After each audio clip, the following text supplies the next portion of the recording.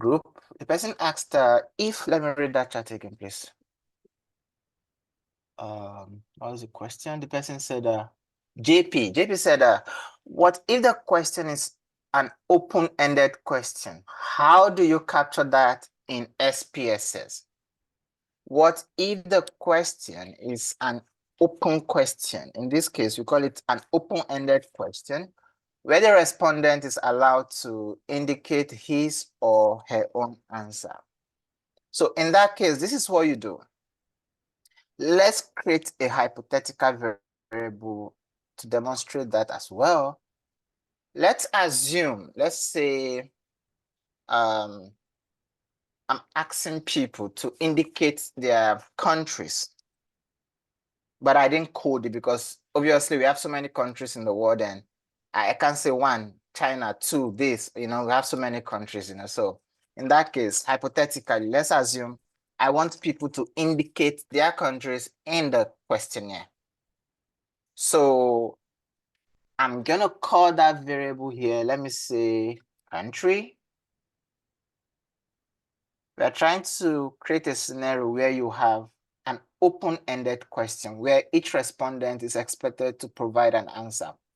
And I'm using country as an example because we have so many countries and you can't possibly list all of them and indicate and ask the respondent to indicate, especially when you're dealing with an international population.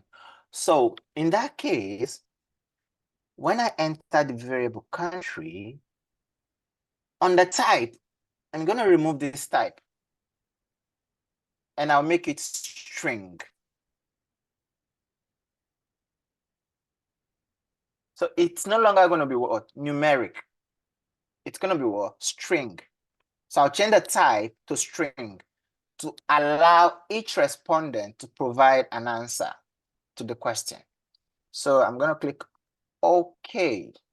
And of course, I don't need decimals for a string variable because they're going to type. But obviously, some countries are very long in their spelling, so it would be a wise idea to increase the width to as long as, let me say this should work. Yeah, that should be okay. So I can name this as a country of respondent or respondent country. Anyhow, just the shorter, the better. The more descriptive your labels, the better. Country of respondent. So in this case, there is no value, I'm not going to say 1 equals to anything, 2 equals to anything. I'm just going to keep a string. So of course, the measure should be nominal because I'm not classifying them into any hierarchy. So I'm going to leave it there. So when I go back to my data view, I have a variable called country. Let's say I want to enter this and I'm from Ghana. I'm just going to type Ghana. Someone else is from, let me say, USA. Just going to leave USA. Someone else is from, let me say, India. I'm going to leave India. Someone else is from, let me say, Laos. And so on and so forth. So these are how you capture open-ended questions where the respondent is allowed to input his or her information. I think that is clear. JP, I hope I've answered your question. Are we all here? Yes, sir. We Yes. are too. Yes. Okay. We're here. Okay. No, JP asked the question and I've used an example to answer. So I want to be sure that he got the solution to his question, Okay. So that being said, so this is how you capture open-ended questions. So now that we have this hypothetical data, let's play with the data. Let's run some analysis. The essence of all this blah blah blah is for us to be able to generate Can I ask a question? statistical. Yeah, you can. Okay, thank you so much. I want to ask a question about the Likert scale, the measurement Likert scale. Yeah. Yeah. So sometimes it can be like 3, sometimes it can be like 5, and sometimes it can be like 7. So why these are like 3, 5, 7, something like that? Okay. Now you must first of all, let's take it from the premise that you know, Likert scales are indicators for measuring unobservable construct. First of all, there are psychometric scales like satisfaction, happiness, loyalty, and so on and so forth. Now, it is advisable to use Likert scales that are above 3 because you're able to capture more sensitivity in the responses. So depending on your field, if you're dealing in fields that require a lot of perception, if you're measuring perception, it is advisable to use at least 5. Because the longer the Likert scale, the more you're able to, because the more you're able to capture the sensitivity of the responses. But I don't think 3 is acceptable these days. 5 and above is okay. 5 if you're just in a normal social science context, but 7 if you're actually dealing with a very, very subjective and sensitive issue. Does that make sense? Is it possible to use more than 7? Well, in the field of research, everything is possible, but I haven't seen more than that. But everything is possible if you can justify it. But ideally, 5 to 7 is what I've seen. Thank you so much. And yeah, what if we don't use like ID? I think this is more of another section of research, which is probably taking our time from this. So I think you can inbox me or inbox Dr. Kwame and we talk about that privately, okay? Okay. Thank you. So that we don't spend the time on that. Thank you very much. So now we have this. Let's run some interesting analysis.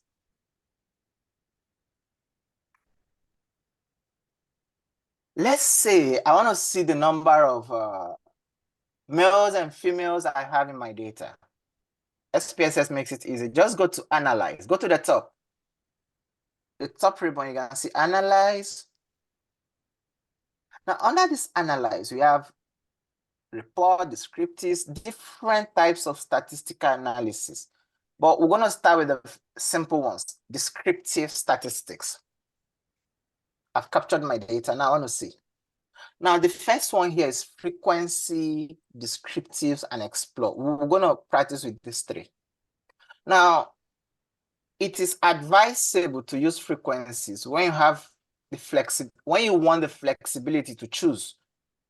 So let's run the analysis. Go to analyze. If you click analyze, descriptives, frequencies. Click on frequencies. When you click on frequencies, you'll see that there is a pop-up menu where you're supposed to insert your variables. So all you have to do is select the variable. You can click on it. Let's say I'm clicking on gender of respondent, and then you move it in here with the center arrow. If you want to return it, you can bring it back.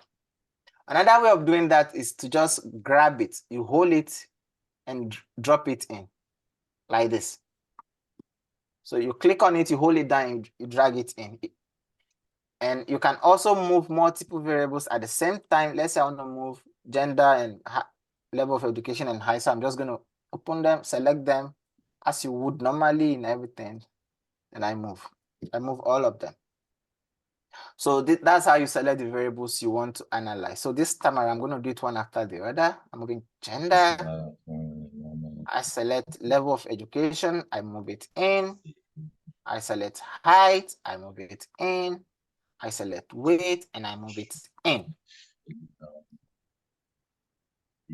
So we have these 4 variables and we want to compute descriptive statistics on them. We're going to do it many times just to see what's happening. So if I choose statistics, okay, let me leave the statistics out. So just click on OK. Click on OK. When you click on OK, you can see so many outputs for each of the variables. Now, As someone is talking at the background, please, can you mute yourself, please? Okay, so if you have this output for the frequencies, you can see that for each of the variables, gender of respondent, level of education, weight in centimeter, weight in pounds. Now, we have valid. For the gender, we have 10 valid, and we have 2 missing, which I did purposely. I'll show you why. Now, level of education, 12. We have 12 valid responses, so there's no missing variable here. Now, when you come to the gender of respondent, we have 5 males, 5 females. That's evenly distributed. Now, look at something here. Excuse me, I have some code. So, you can see we have 2 percentages. One is percent, and the other one is valid percent. Now, the percent column captures the total number of respondents in the data set, which is 12. So it's accounting for the missing values, 16.7. But the valid percent represents the actual number of males and females who responded to my questionnaire. Now, I would recommend that when you're reporting, it is of good practice to report your valid percentages unless there is a strong reason to account for the missing responses. I take that again. When you're writing your report, it is better practice to report your valid percentages and leave out these missing values. Unless there is what? A very important reason to include them in your report, then you can do so. So the same thing has been done for level of education. High school, we have 16.7, degree holders 14.1%, PGD 41.7%, and so we can see, interesting, right? So we have all the descriptives here. Now we can do better than this. We can do better. Let's assume I want to see all this in a chart. I want to see all this in a chart. I already have these tables. You don't need to close this window. You just go to the top, click on Analyze again. Then Descriptive Statistics, then Frequencies. Now, all I have to do, because I have already generated frequency tables, you can untick this, Display Frequency Tables, untick it. Okay. Now, I want chart. So I go here. I want bar chart. So let me choose bar chart. And I want it to be in percentages. So I want bar chart, for instance. I'll show you something. So if I click continue, okay. Now look at something. It's going to generate a new set of output. You see? Gender respondent. Male, female, we can estimate the percentages here, 50-50, as we saw earlier in the table. Now, level of education. Of course, there are also distinct groups, which is okay. We have this, we have this, we have this. I'll show you how to format this later, but don't worry. Now, let's go to this. Height in centimeters. Using a bar chart to represent or to capture a continuous variable is not, it's not a good statistics. We can do better than this. So the essence of this is to show us that for categorical variables, bar charts, sometimes bar chart, depends on the classification, is good. But when it comes to continuous variables like weight, sales, and so on and so forth, bar charts are not a good representative. So now let's run another analysis. Meaning you have to run multiple analyses depending on the type of variable you have. So for instance, gender and level of education, this is okay. I can copy this and paste in my report. It's easy, you just copy it, Now you highlight it, then you copy. Yeah, you copy. You copy chat, then you just go to your Microsoft Word and you paste. But before then, you can actually do a lot with this. You can format it to show all the variables and everything, but I'm not going into that now. We'll do that later, but I just wanted to learn how to plot before we go into formatting and order, okay? Now, I did mention that it is not appropriate to plot height and weight on bar chart. So let's go back to analyze. We go to descriptives, the same frequencies. Now I go back to my chart. Now I want histograms. Now I want to show the normal distribution curve. So I choose histogram, show normal distribution curve, then I go for the same set of variables. Okay, and I wait. Now, if you do this for categorical variables, it is beautiful nonsense. It doesn't make any sense to plot histogram for categorical variables. We have the gender has a mean of 1.5, doesn't communicate any statistics. With a standard deviation of 0.5, doesn't communicate any statistics. So you don't plot a histogram for categorical variables. So this is not appropriate. And that was why I said one of the weaknesses of SPSS is that it generates a lot of output. It is easy to run the analysis, very easy to run the what? Analysis. But you need a bit of statistical knowledge to draw the appropriate interpretation. Yeah. So this you don't need in this very analysis. But when you go to the histogram, you can see, you can also edit it and then close these gaps. Normally you have to close these gaps, which I'll show you later, but I just want to ensure that you understand the different types of chart you can use for which variable. So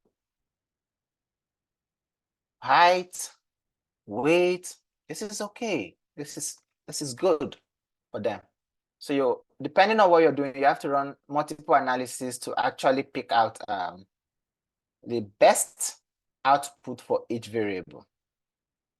Just like the same way you cannot choose bar chart for the weight and height, you cannot choose histogram for gender and level of education. So that is that on that. Now, the next thing we can do is, let's assume what we are seeing so far is for the whole sample. What if I want to see, like, compare the height of males and females or the weight of males and females? Another descriptive statistics we can actually run is to compare the mean height by gender. So let's run another analysis. I'm going to close this because I don't need it. Let's say I want to see the height of males and the height of females in my sample, or the weight of males and the weight of females in my sample. I can actually do this. Analyze. In this case, I'm not going to go to descriptives. I'm coming down to compare means. So if I come here and I click on means, let's say I just want to see for height, because height is dependent variable, then I want to group them by what? Gender. Now, gender is actually what we refer to as, what's it called? Quasi-independent variables here, because they weren't actually assigned, but we just leave it at that for now. So let's say I want to compare this. So if I click on this,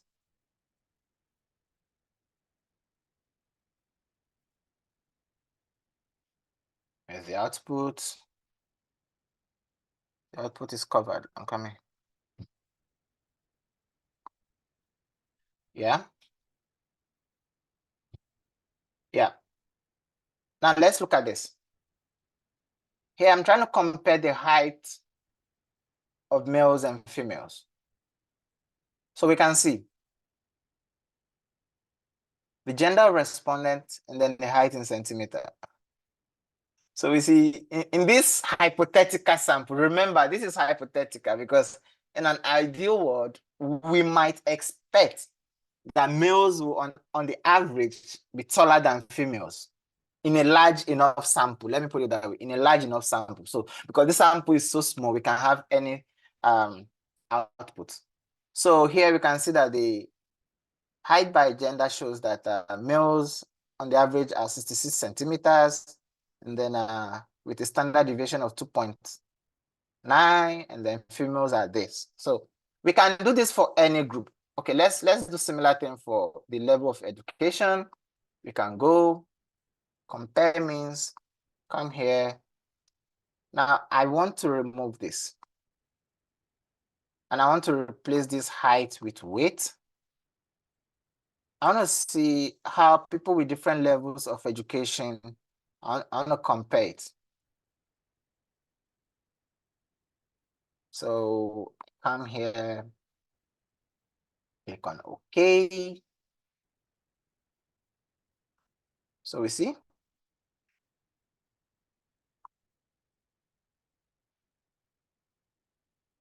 So here we are comparing the weights of people with different levels of education.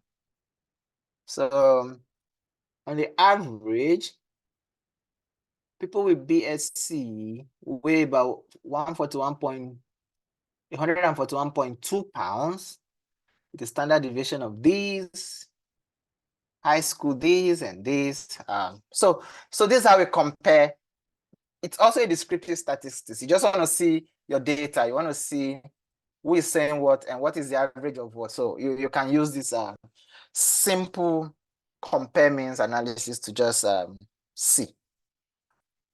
Okay, so let's assume I don't want to go through this process, but I want to see my gender distribution in graphs. And that we can actually plot descriptive statistics graph is to use the chart builder. So here, if you go to just beside to the right of analyze, you can see graphs. If you click on graphs and you click on chart builder, we assume we define our variables properly. So just click yes. So you're going to have this. This canvas will open up. And when this canvas opens, you see the names of your variables here. Then you see the gallery showing you the types of chart you can actually plot. And in this case, I want to plot a bar chart for the level of education. So all you have to do is come here and choose simple bar chart. Then you drag it here. Come here. Choose any, you can use component bar chart, clustered bar chart, anyone you want, but for simplicity's sake, I'm starting with simple bar chart. So you just pick it and drag it and drop it in here. Now, after that, I want to plot my level of education. So I can drop it here. See? So easy. SPSS gives you the chart automatically, and you can actually choose what to see and what not to see. If you want to see count, you want to see percentages, you know? If you want to see percentages, you use percentages. Yeah. So you can choose what you want. Count simply means frequency, percentage, and whatever you want, or the values and whatever. So you choose what you want to be represented. So I'm just showing us different ways we can generate charts in our SPSS. So this is one way to actually build chart. Let's say another one is I want to create another one. So I want histogram, and I drop this here. It changes. So I want to plot the histogram of weight. See, you just drop it. Then you format. When you format it, you can get all the other elements like the normal distribution curve and everything. So, but I'm just showing us how we can easily so let's say I don't want this. Let's say I want a pie chart. I can pick it and drop it here. And I want a pie chart for the level of agreement to our time of study. So if I slice it by here, this is what you get. You know, we have 1, 2, 3, 4, 5. So you can just, when you format it, you get all the, which we're going to do later, but just get familiar with plotting different types of charts. So it's just a matter of clicking the variable and dropping it, and then you get the kind of chart you want. So that's that on that. So that's that on explore. But there's another way to run descriptive analysis in SPSS, and that is using the, remember the first time we're doing descriptive statistics, go to frequencies, and we analyze. And I did mention that you use the frequency option when you want more flexibility, like you want to choose what you want to have. But if you want basic statistics, go to the describe. They pretty much do the same thing, but the describe option also allows you to create what we call standardized values. Now, standardized values are also known as z-scores. Now, for those of us who did our basic statistics, there's this part where we say the data point X minus mu, the sample mean over standard deviation. And then we get z equals to that value. That's what we call the standardized value. So if you want to access these z-scores or standardized values, you cannot generate this using the frequency approach. Meaning if I click analyze, descriptives, frequencies, you see, I cannot get the standardized values here. It's not there. So if I want to generate z-scores for my data point, for instance, the best approach is to use analyze, descriptives, statistics. Now, let's choose only two. Let's choose height and weight. If I move these two variables here, I'm going to click on save standardized values as variables, and we'll see what will happen to our data set.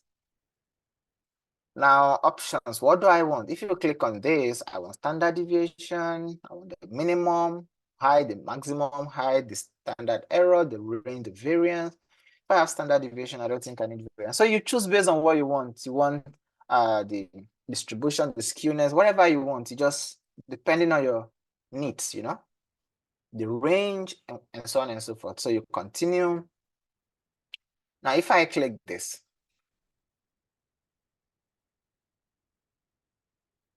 I click this, I want us to notice something. Let's go back to the data set, the original data set. If you've done what I did now using the descriptive approach, you'll see that we have two new columns added to our data set. You see that we have two new columns added to our data set. And the first one is called the z height, second one is called the z weight. Of course, we cannot compute z-scores for qualitative variables or nominal variables like gender. No, it's not statistically accurate. Even though SPSS will generate outcomes for you, but it doesn't make statistical sense. So what does the z-score tells us? Now, the z-score, when it's negative, it's telling you that this data point falls below the sample mean when it's negative. But when it's positive, it's telling you that, well, it's above the sample mean. We're just exploring. So a negative z-score shows that this very data point falls below the sample mean, and a positive one means that, well, it's above the what? The sample, slightly above the sample mean. So that's just like a generic explanation of, we'll get to all this later when we go to more advanced analysis. So this is what you get here. So that's one. Now, another thing we need to do again is we can use the descriptive approach to run descriptive analysis using the approach explore method. Now, the explore method enables you to do a little bit more than the frequencies and the descriptives approach. So let's do something with this. If you come to analyze, descriptives, explore. We've touched on frequencies and descriptives. So now I want to do explore. If I click on this variable, we're going to do this twice. First of all, let's move the height and the weight to the dependent list. And then if we go to statistics, let's check outlier. You can see here we have more options. Outliers, if you want plot, but I think we've looked at plots, stem and leaf histogram. If you want this, okay. Normality plus with test, you can check a lot, you know. So you continue, and so we want both statistics and plots. If you don't want plot, you can just choose statistics, but we want both since we are exploring. So if I click OK, aha. So the explore option gives you like a lot of statistics on the variables, you see? Okay, let's take a look at something. For instance, this is descriptives for height and variables. And weight, I have a confidence interval, median, variance, standard deviation, any interquartile range, skewness, kurtosis. So it depends on what you're looking for. The explore approach actually gives you more statistics. So this for weight, and it even adds more extreme values. That's outliers, you know. Then a test of normality to test if you can see. If you want to test if your data is normally distributed, which is actually a fundamental assumption for more parametric analysis, you can use the explore option. You test for normality and you see if it's significant. Then you can see they're both less than 0.05, so you can see they're normally distributed. The histogram. So this stem and leaf plot. We're not dealing with interpretations today. We are just dealing with how to run this analysis. So you can see we even have a normal QQ plot of the height.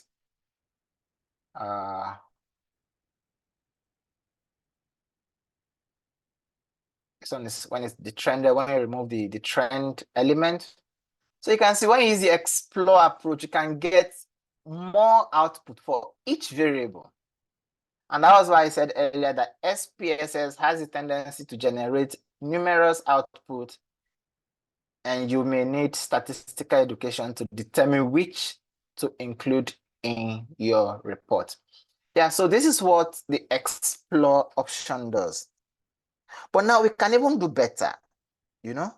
Let's assume we want to split all these outcomes by categorical variables. Let's say by gender.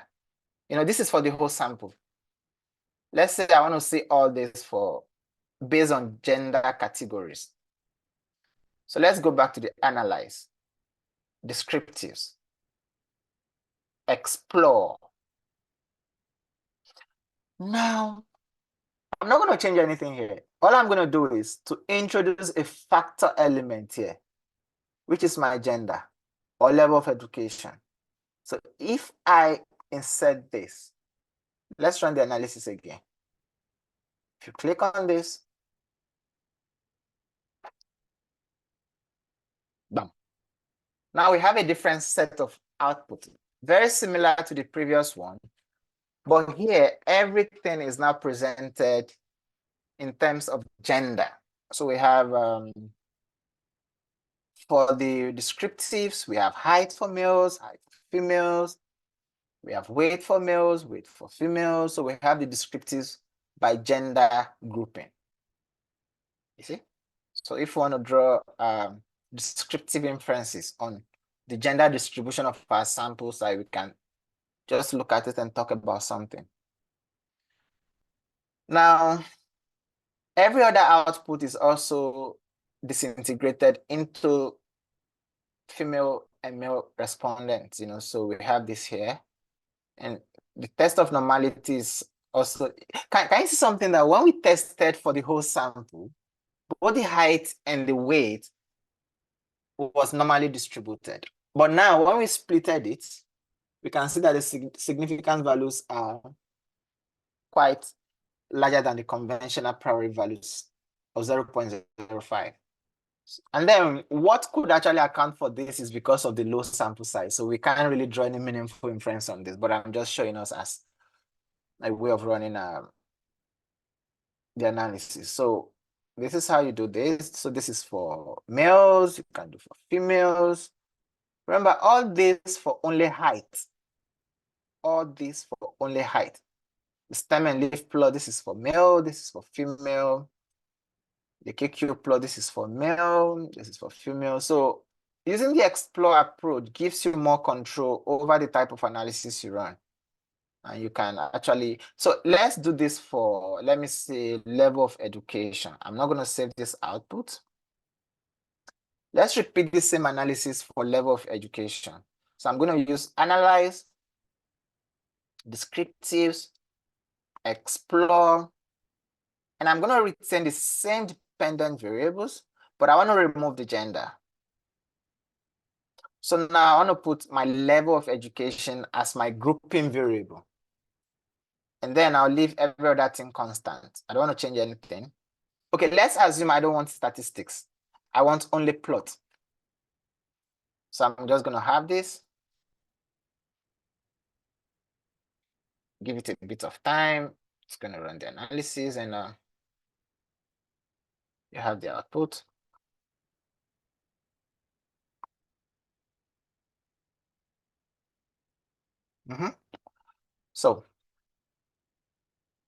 So now, oh no, this is not my output. This is not the output. This is, okay. Is it the output? Yeah. This is the output.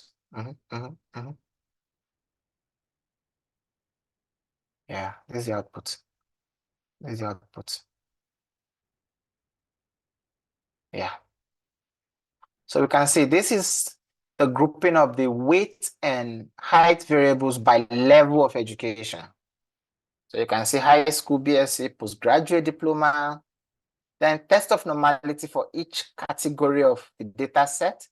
So the data set has been splitted into this. The histogram for high school. Please hold on.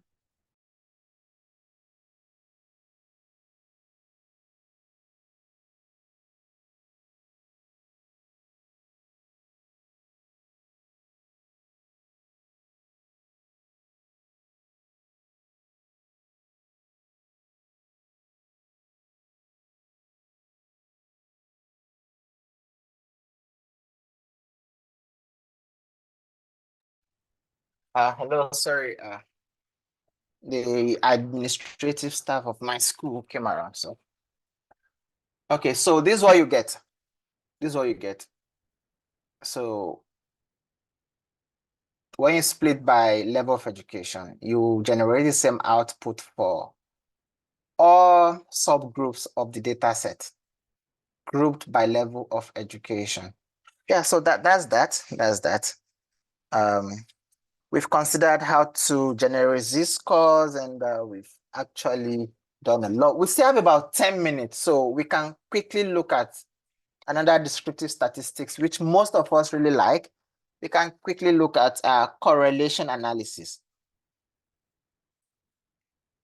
Now, correlation analysis simply measures the movement between two variables. They are moving in a positive or negative direction. A positive ones means that there's a direct correlation between the two variables. As one increases, the other one also increases. A negative value means that as one increases, the other one is decreasing, and correlation coefficients ranges between -1 to +1. 0 means no correlation between the variables, and the closer a variable is to 1 in either direction, the stronger the relationship between these two variables. For continuous data and quantitative data, it is often recommended to run the Pearson's correlation coefficient, while for ordinal data set, the Spearman's correlation coefficient is often the best approach. So let's assume we want to run a correlation analysis between height and weight of our respondent. Height and weight of our respondent. So we still go to analyze. SPSS is so easy. Then we look for correlate. You see? Analyze, correlate. We are looking at bivariate correlation. So we click bivariate correlation. I want to check the correlation between height and weight. If I move this in, you can see we have Pearson here, Kendall, and then Spearman. Now, the choice of correlation coefficient is dependent on the type of data you have. If you have a continuous data set like height, weight, you use Pearson. If you have ordinal data set, most time people abuse this Pearson's correlation coefficient. They just run it for any type of data set. But if your data is not continuous, Spearman rank correlation coefficient is more suitable, or I would recommend Spearman rank correlation coefficient. So let's run this. Now we can see the output here. See? The correlation between height and weight. Here we have height and height is 1, of course, perfect correlation. Height and weight, we have minus 0.17. Remember, this is the hypothetical data. Does it mean that the taller somebody is, the lower the height? Well, this is hypothetical data, remember? So we can't really draw inference based on this data, you know? Of course, the correlation between height and weight is equal to the correlation between weight and height. So we'll have symmetric values here in these two. So you see, weight and weight is 1, weight and weight is 1. Weight and height is minus 2.1, same thing as height and weight. So this is how you run correlation coefficient. But we can actually introduce a nominal variable into this. So in that case, we call it a biserial correlation. I'm just showing us how we get familiar with the whole interface. We'll do better in subsequent meetings. So let's say I want to introduce gender into this correlation. So I go to correlate, bivariate, then I click gender. So it becomes a biserial correlation. Let's just run it. If you run this, gender has been introduced. Gender has been introduced. So what's the correlation between gender and height? 0.51, 0.54, but the significant value of 0.10 makes it not to be statistically significant, but then it's quite a relatively strong correlation. Then we look at gender and weight, negative 3 points. Negative 0.31. This is point. Okay, so this is how you introduce your variables for correlation analysis. But remember, the type of correlation coefficient you use is dependent on your variable type. So this is that and this. And then we need to be careful how we interpret correlations in our report, although we'll cover this in more detailed analysis. On this note, I would like to pause for the remaining 5 minutes. So the floor is open for questions. Good day to Thank you very much for the insightful lecture. So my question basically is on if you are to check the correlation between education now and an ordinary data like all these like Likert scale datas. So which type of Yeah. correlation means do you suggest that one can use? Is it Pearson? No, I will suggest Spearman. I'll suggest Spearman.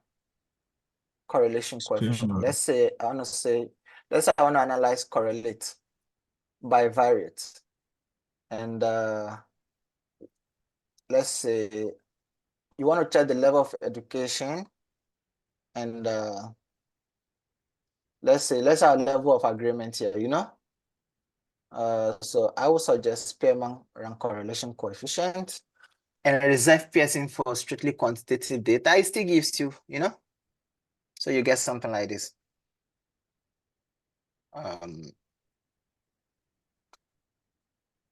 It's not even significant. So we don't even have output here. Cannot be computed because at least one of the variables is constant. Okay. Yeah. I think our data set is not good, but ideally use Spearman correlation coefficient. The data set is not suitable for this analysis. Okay. It's a hypothetical data set I generated. So Spearman will be the ideal one. Okay, thank you. Yeah. There's a question. Any other question? There's a question that says how to interpret correlation result. Okay. Ideally, I think I did that, but let me go over that again. Correlation coefficient ranges between -1 to +1. So if you have a number line, on a number line, you're moving from -1 on the left-hand side, the center is 0 to +1.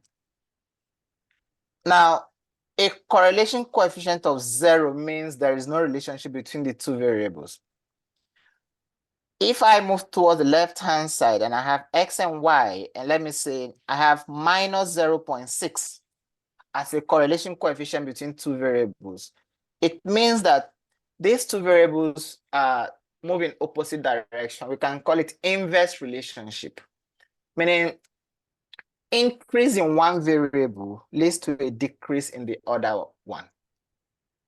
But if the correlation coefficient is positive, let me say positive 0.6, it means, let's say for instance, under normal conditions, your level of education and your income level is supposed to move in the same direction. Meaning the higher the level of education you have, the higher your income. So if you have 0.6 as correlation coefficient between them, it means as your income level increases, it means alternatively to your educational level is increasing. So that's how you interpret correlation coefficient. But please, correlation does not mean causality. We'll cover all that later. It's just a relationship. Any other question?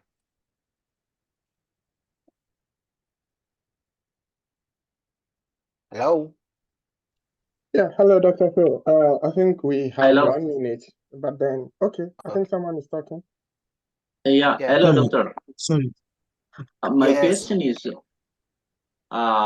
based on the result output we got now on the relationship, correlation. Yeah. Depending on which value we can interpret. Can you go back once Sorry, to the result in the table? I think Correlation. I didn't save mine. So, but okay, let me check. Let me check if I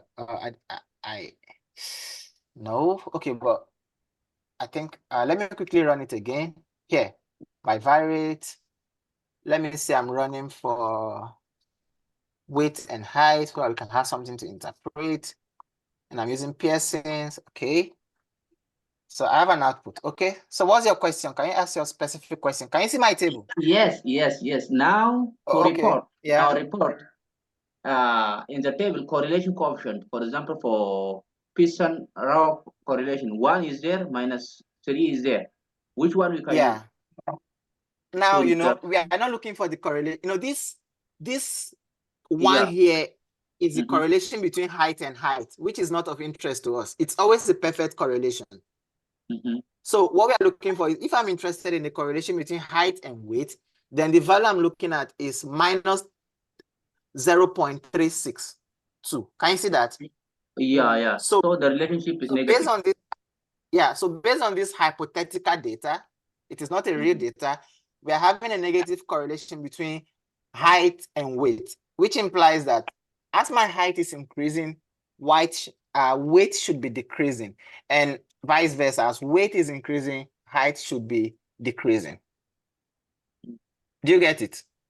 Yeah. So you look at the interconstruct correlations, but then for you to interpret this statistically, you have to look at the significant values. You can see, normally we test at the primary value of 0.05.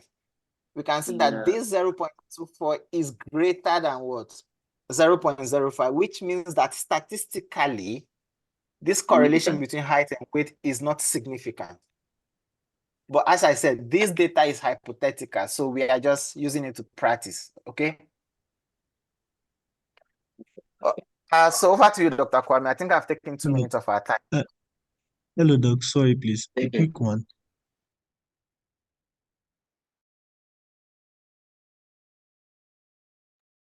Okay, so the quick one, can we take it within like a minute and then we close? Because